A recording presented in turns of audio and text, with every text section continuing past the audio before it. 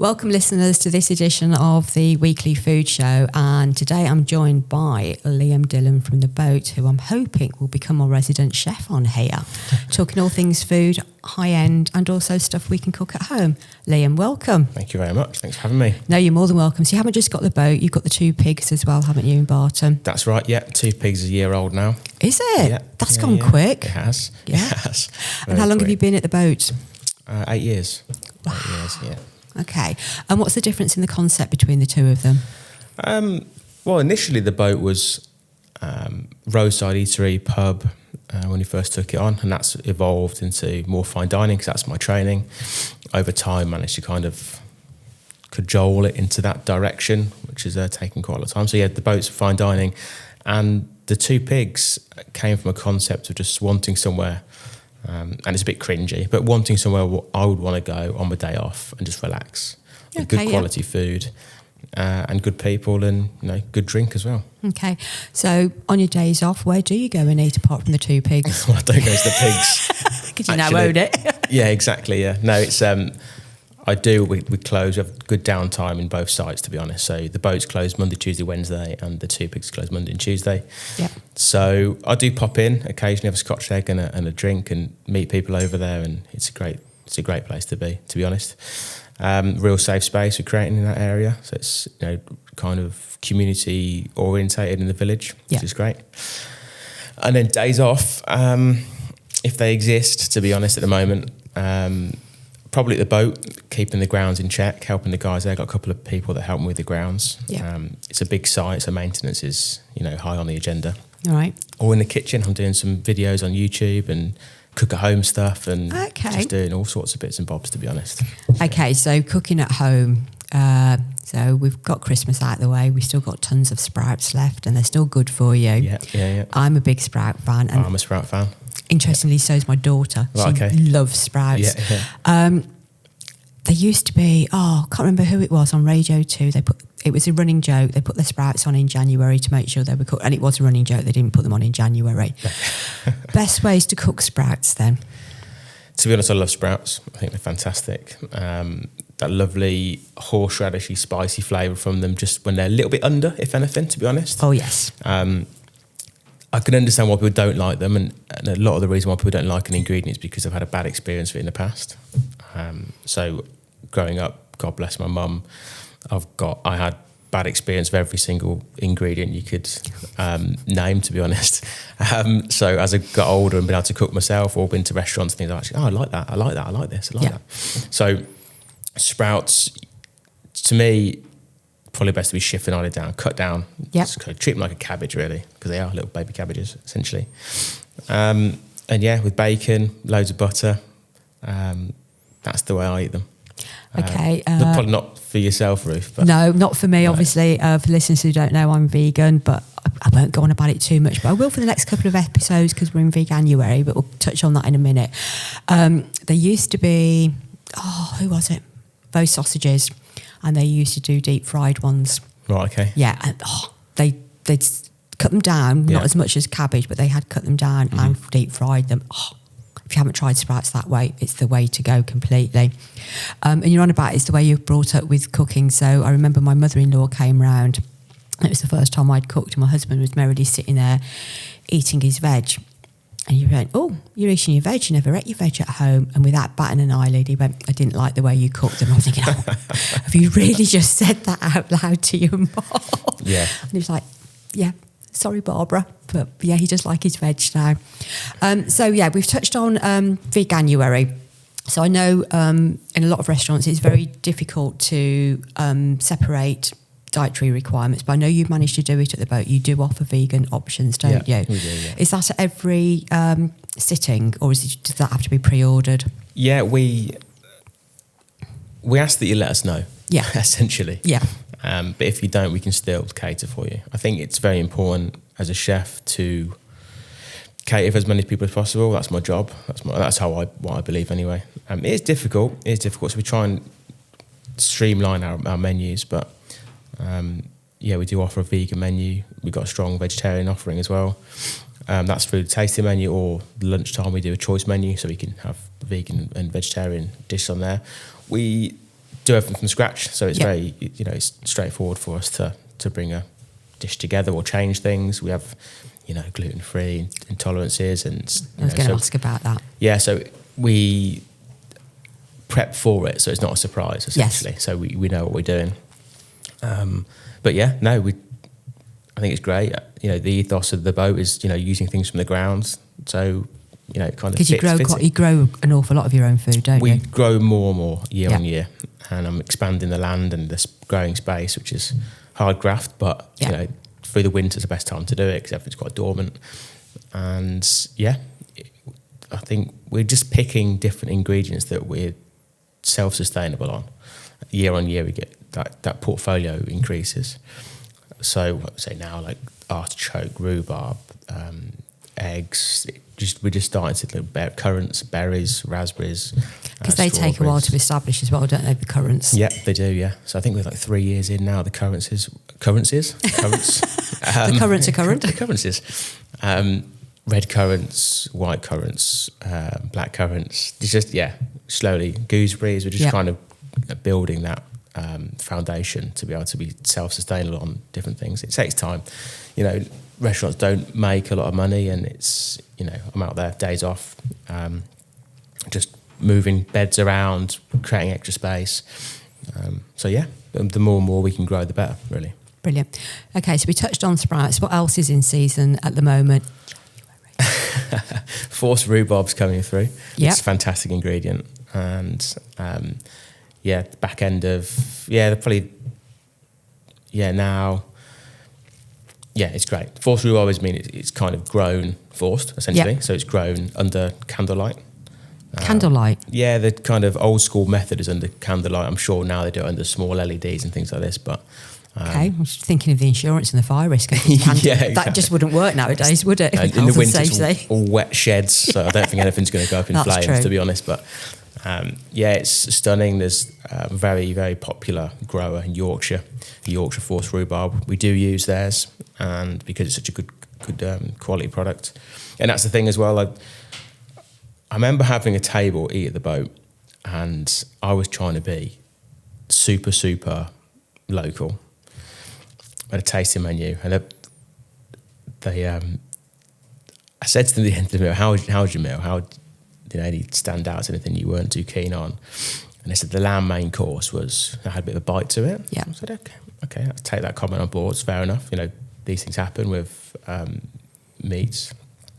And I said, but it's there's a field opposite the boat, and I got the lamb from there. There's a farmer there. He gave me all the lambs, and I butchered it and aged it, and we cooked that.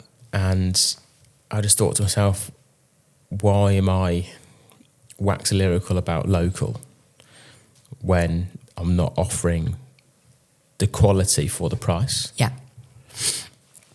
Because I was paying the same amount this chap for his lamb as I would get a lamb from anywhere in the country. So my mindset shifted right then when I was talking to this chap. And he's a guy known to the area, I won't mention his name, but he had a hotel locally and, been in food for many, many years. So I took his feedback on board. And then I thought, why am I going mental about being really, really local when my local should be the UK? Yes. Essentially. Yeah. And then, yes, I'll champion our own produce. I'll champion New Farm in Lichfield for their berries and fruits. We use those guys as well. And asparagus, fantastic asparagus. My mentality shifted because we're creating a fine dining experience, and you rely on the quality being up there, and you pay your money for the quality you're receiving. So why am I just doing things off piste, as it were, because it's not being appreciated when you come to dine. No. So so that was it. So it's now UK based. So now my local is UK. To be honest, we get scallops from Scotland. We'll be getting crabs because you from down can't get south. those from around here because we're landlocked, can you? Exactly, and that was another reason that cemented my thinking that you can go as local as possible, but I still need fish. Yes. So we still need wine. We don't talk about that. A booze cruise drive down to France is the best way of doing that. Anyway, but that's your mum's job, though, isn't it? It is. Yeah. I'll have to get onto that one another time. But yeah. Okay, so we've touched on sprouts. What else would you say is so forced rhubarb? What can we do with the forced rhubarb? Lightly poached rhubarb, to be honest. Nice crumble. I can't beat a crumble in this sort of weather. We use it in many ways. Even just lightly warm through in a stock syrup, so sugar, water, some spices, just heated through, and use that with some custard or whatever. It's just it's such a simple, amazing ingredient, and there's no point stewing it down or cooking it too much because it just turns to nothing. And juice it for cold brew. There's many uses. We'll take all the trim at the restaurant and we'll juice it and then boil the trim in a stock syrup and then press it through a fine sieve onto ice. And you can just have that as a cocktail or a non-alcoholic cocktail, especially in January. Nice, A little cold brew.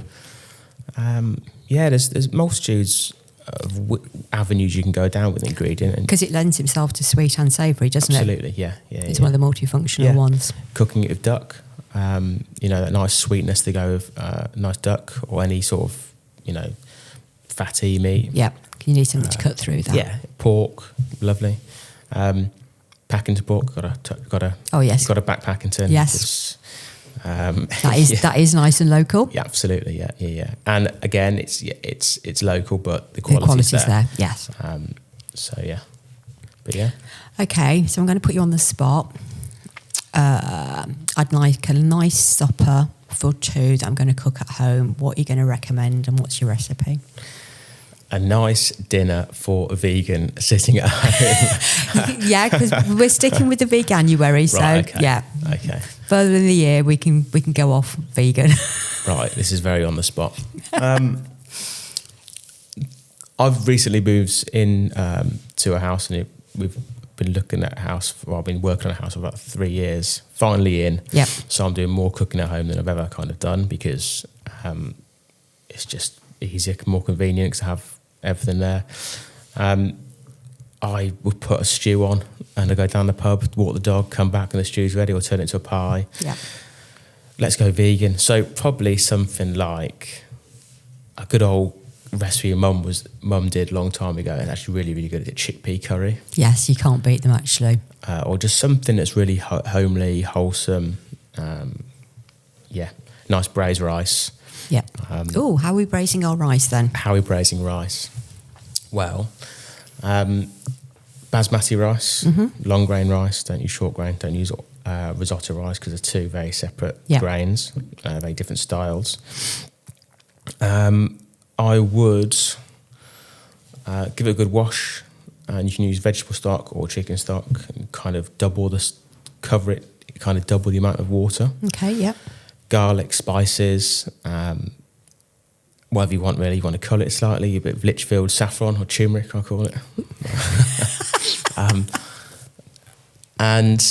Just cover it with a cartouche or covering of parchment paper on top of the water, a little bit of a hole in it so the steam can come out, tin foil it up, and then just bake it, probably 160 for about... it depends how much you're using, but you can bake it half an hour, 20 minutes, half an hour, you can have a nice braised rice. Oh, nice. But we can do recipes and stuff. But cool. Even a bit of rhubarb on the side.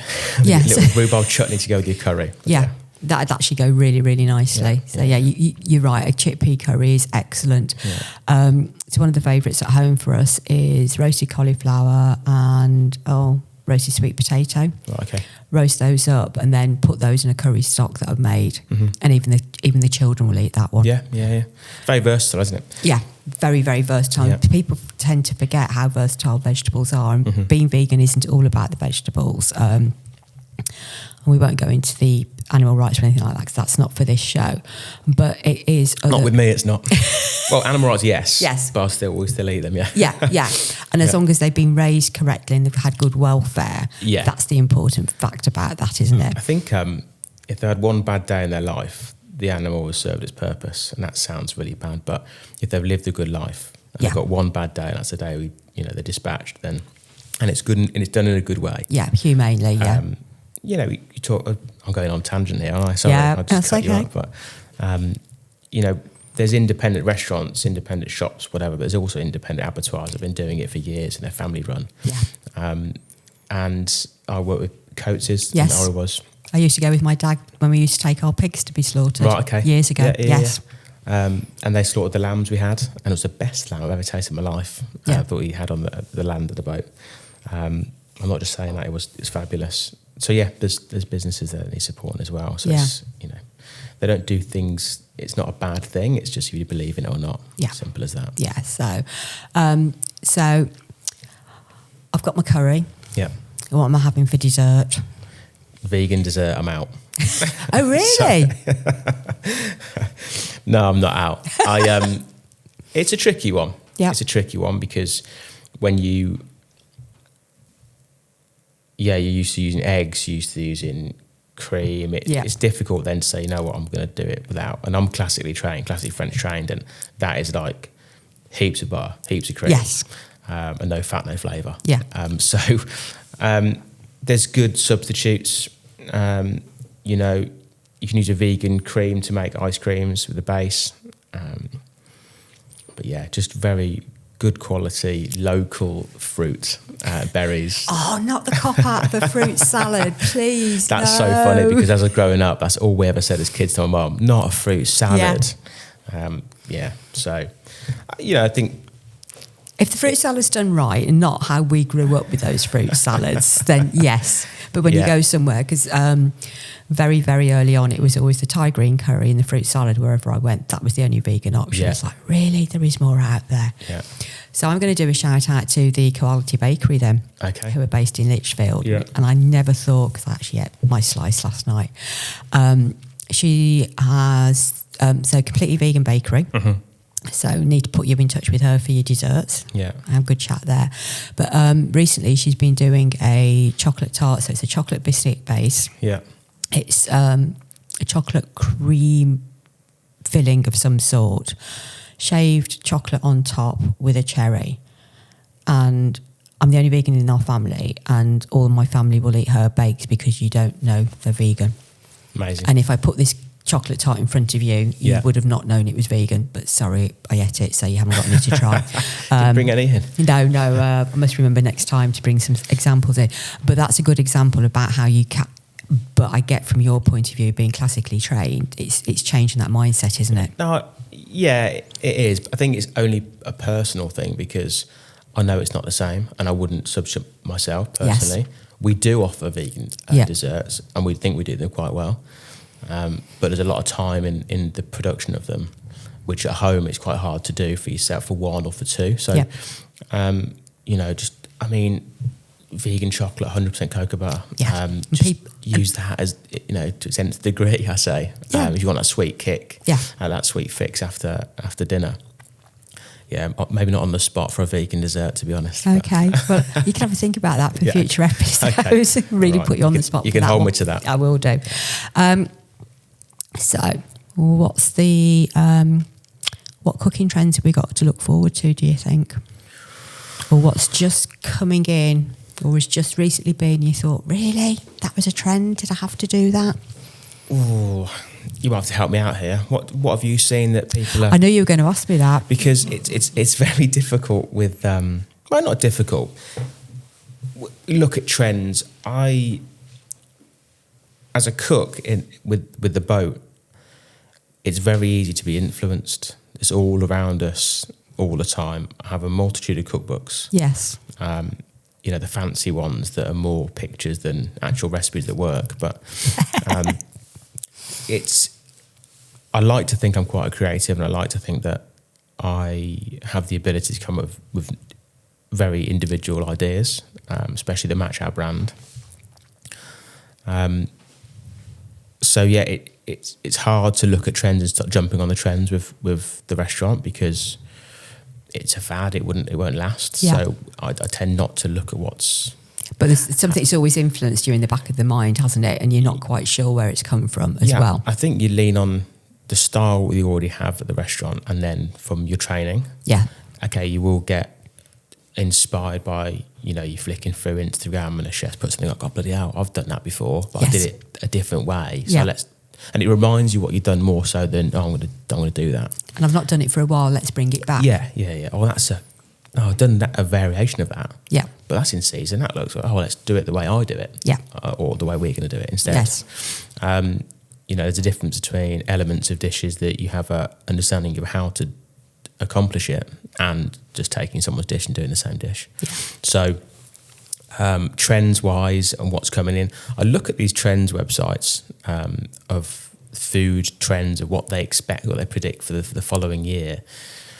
All I've seen recently is insects and bugs and all this sort of thing. They've been around for a long time, those, haven't they? They've been threatening those, and it's never really taken off here. No, it's not the threat that the rum's going to be the next gin. Oh, yeah, and that never really happened. Did it? No. But yeah, so, I worked at Noma for a short period, and that was about, ants, and I blended down ants to get the citric acid to kick into desserts and things, which is quite smart and clever, because you wouldn't, necessarily have to tell someone it's ants. I don't think ants would go down too well in Lichfield, to be honest, if I started putting ants on the plate. I'll just say it could be a new thing in February. Try it, see what happens.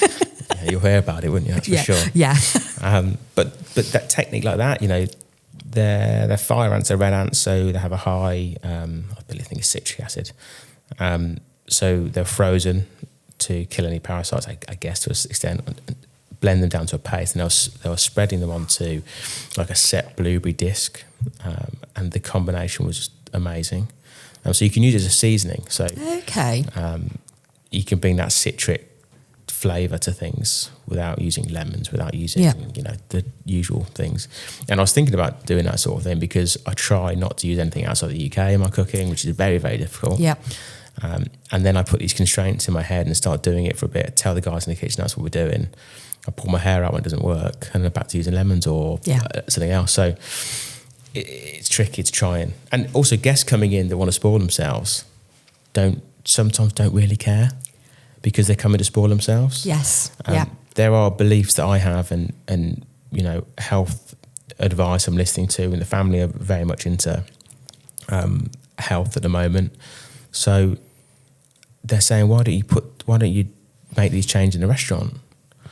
I say, well, yeah, I can talk about how I do it on the channel, the YouTube channel, and how we want to cook in the kitchen and reduce the rubbish we use in food that people don't really know. And not that it's hidden, like processed oils, for example. Like we don't want to fry in processed oils anymore because of the damage it'll do to you. And there's these sorts of things that people don't really hear about or see. So we will talk more about that at the restaurant. I've gone very much off of the tangent, haven't I? That's absolutely fine. I need to be kept on the straight and narrow. But got no chance. But it's at the end of the day, you can be on a diet, you can be going to the gym, you get to the booking, you come to the restaurant, and you don't really care about because it's that treat, or what you're doing, or what the health benefits are eating at the boat. So we don't really shout about it, but I'm looking more behind the scenes of what we use. Okay. We're cooking butter, we're cooking animal fat. We try not to use over-processed oils. Yep. We fry in animal fat unless you're vegetarian or vegan. We have a separate fryer. There's sugars. We're trying to reduce the amount of sugars we put into things. We use stevia. Well, I haven't actually got any desserts to do that yet, but we're trying very hard to do it. Okay. And it's if it's worth doing as well, because if the price of using stevia rather than sugar goes up, and I start putting out desserts, the price of the menu goes up and people won't come. So it's the balancing act, isn't it? And do they care? Yeah. So it's a difficult one to run a business with your own beliefs sometimes. So, but yeah, trends wise, I think health. Yes. And that must be very difficult in some respects at a high-end restaurant, where, especially classically trained, as you said, with the cream, with the butters and everything. Yeah. But you're right, I grew up with the creams and the butters, and you do need the butter for flavour. You do need the fat for flavour. Yeah. But as long as everything's in moderation and we're not eating out every week at the boat or any other restaurants like that, that treat once in a while is not going to hurt you. Sure. Yeah, absolutely. Yes, it is in moderation. And I think I was just saying to you the other day where I saw something. It said when you were growing up, the family would have a chicken, the different family members have their preference of breast or leg or whatever, Yes. chicken, Yeah. and then there'll be leftovers. Yeah. These days, there's no leftovers. We kind of gorge ourselves, and then and I think it's just a generational thing. Food's more readily available, or I don't really know what it is, to be honest. But as long as you're eating the right amounts of the good stuff, it seems to be okay. But you're right. The Sunday dinners with the leftovers. So the chicken would be roasted off and it becomes stock and it become a soup during the week. Or your lamb would get chopped up. I'm going to get the wrong one now. Shepherd's pie. Yes, cottage. Yeah. Do you get it the right way around? Just think of being a shepherd. Yeah, I know, and that's where my head had gone. But I'm thinking I'm still going to get this wrong. Yeah. But that's how we were brought up. It was the cold cuts for your sandwiches and stuff like that. And you bought a decent sized joint, or whatever you could afford, but you wouldn't get just the Sunday dinner out of it. You would get at least another 2 or 3 meals out of it. Mm-hmm. And I think that's gone out of the generations. That's not happening anymore. Mm-hmm. People are not sure what to do with the leftovers. And we can start touching on that going forward as well. Because I think, and also people buying the cheap boxes of veg that you can get at, might as well name Lidl, everybody knows it's Lidl that you can go to and get them.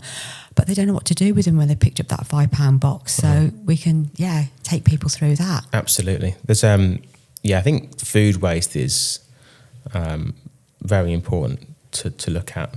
I tried to create a full circle. How do I explain it? Kind of a full circle life of vegetables and things that come into the boat. Okay. And it was kicked on by the fact that the boat's on its own water system, so there's a water treatment plant, which is not the nicest of topics, but we invested a lot of money in getting that up and running correctly when we first took over the site. Separating fats from the kitchen, that doesn't go into the waste. We don't use bleaches, we don't use heavy chemicals because it will kind of eat the bacteria that's breaking down everything in the water treatment plant. So essentially the water comes into the boat, it's been used for all the different uses we use water for, and then it gets used off in its own ways, and we deal with the outcome from that. So I wanted to do the same thing with food. So food's delivered and we request from our suppliers they take things back with them and dispose of them, but it's polystyrene, they take the boxes back, and our fish companies do that for us. Cardboard, they take them back because they should have recycling themselves. The ways of doing it, whether it's compactors or whatever. We'll keep some cardboard to work on the land to help to weed protection and prevention and composting systems.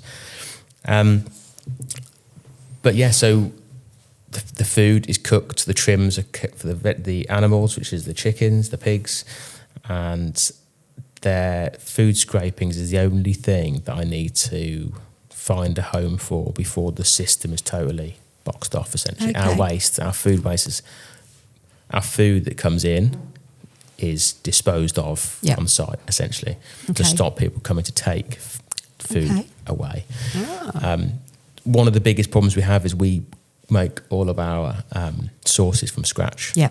So we use chicken stock, chicken bones, carcasses, and that's a big amount of waste to get rid of. You could give it to the fully grown pig because pigs will eat boiled down chicken carcasses. But I'm too worried about a bone getting stuck somewhere and having to call the vet out. So, if I think we're looking at some mechanical composters. So then that kind of food system's fully locked and like say, so there's lots of ways we're trying to eradicate food waste from the restaurant as well. But from home, it's not necessarily worrying about being taken in the bins, but also to utilise that cost. Yes. You bought those carrots, let's use the peel or and just lightly roast those off, or if you've got a deep fat fry, chuck them in there. You've got vegetable crisps, easy peasy. Or a nice carrot cake with butter and eggs. Yeah, I do a vegan carrot cake. Shock. You should be shock horror. Yeah. Liam, brilliant. Thank you for joining me this week. Look forward to seeing you next week. Any listeners, if you'd like to start sending in your food-related questions, whether it's how to use up something or what do I do with this, please drop them in at the radio on the website or DM us. Liam, thank you. Thank you. Cheers.